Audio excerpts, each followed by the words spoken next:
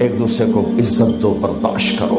میرے نبی نے فرمایا بہترین مسلمان وہ ہے جو بیوی سے اچھا سلوک کرتا ہو، اور بیوی سے فرمایا میری شریعت میں سجدہ ہوتا تو بیوی سے کہتا خامند کو سجدہ کر۔ بہترین صدقہ اولاد کی تربیت ہے۔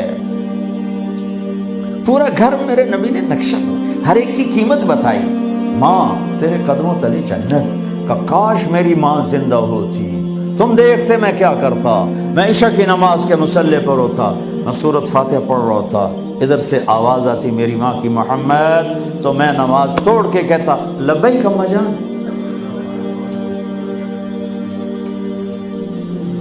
باپ کا تیرے جنت کا دروازہ ہے، باپ تیری جنت کا دروازہ ہے، کھولنا توڑنا نہیں، کھولنا توڑنا نہیں، توڑ دیا تو جنت میں نہ جا سکو گے۔ سب سے بہترین مسلمان جو بیوی سے اچھا سلوک کی، سب سے بہترین عورت جو اپنے خامند کی منشا کو دیکھے۔ پھر آپ نے ایک عجب بات فرمائی جو معاشرے میں بہت بوجھ بنتا ہے جس کا، ہاں بھائی تمہیں ایسا صدقہ بتاؤں جس سے بڑھ کے کوئی صدقہ نہیں، تمہیں ایسا صدقہ بتاؤں جس سے بڑھ کے کوئی صدقہ نہیں۔ انہوں نے کہا جی کیا؟ کہ الابنۃ المردودہ، جس کی بیٹی کو طلاق ہو گئی یا بیوہ ہو گئی اور گھر واپس آ گئی ماں باپ کے، یا ماں باپ نہیں ہے تو بھائی ہیں، وہ ایک بوجھ بنتی ہے ماں باپ پر بھی، اور بھائی تو ویسے ہی باغی ہو جاتے ہیں۔ میرے نبی نے فرمایا اس بچی پہ خرچ کرنا کائنات کا سب سے افضل صدقہ ہے۔ گھر، ایک گھر کیسے چلتا ہے؟ ہمارے ہاں پنجاب، سندھ، بلوچستان سرحد میں بہنوں کو وراثت میں کوئی حصہ نہیں ملتا، سب بھائی کھا جاتے ہیں۔ میرے نبی نے فرمایا جس کو اللہ نے 2 بہنیں دیں اس نے ان کا حق ادا کیا، شادی کی حق ادا کیا۔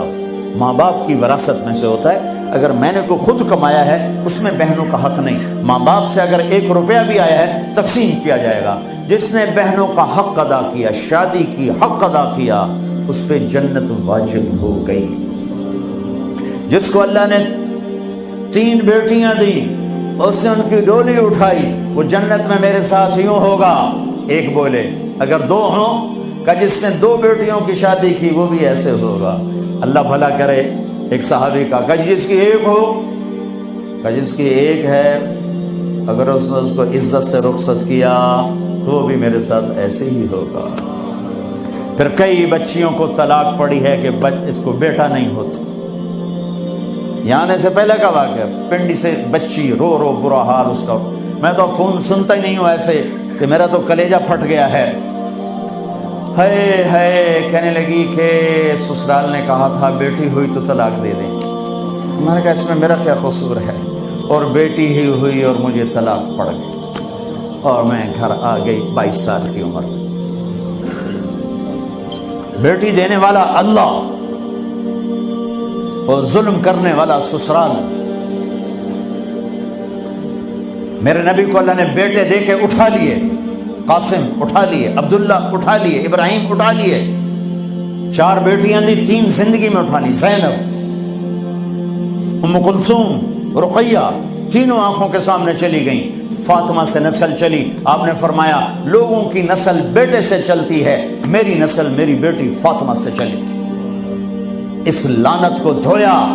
عورت کا کیا قصور ہے اگر اس بیچاری کو بچیاں ہو رہی؟